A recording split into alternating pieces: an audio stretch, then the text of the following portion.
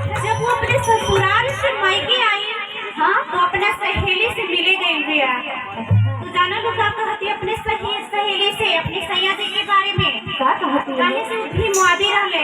अच्छा, तही की वजह से बड़ा बखान करती है। बतावा। थोड़ा अखरिया नहीं जाएगा। देखिए आप सभी लोग तालियों से अगर थोड़ा तालियां बजाएंगे तो मुझे भी खुशी होगा। यस है कि नहीं? तो आप लोग अभी नहीं जब गाएंगे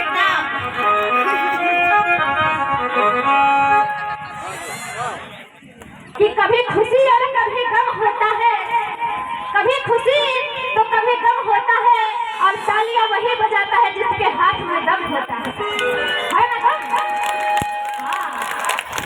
कविता जी बोलिए। अरे क्या बताई सखी ससुरा के बात हो,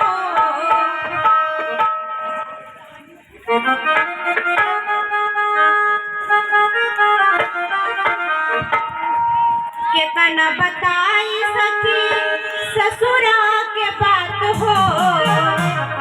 अरे सब कसनीक मोरा सैया जी के साथ हो, कि सुंदर सुंदर सुशील भोर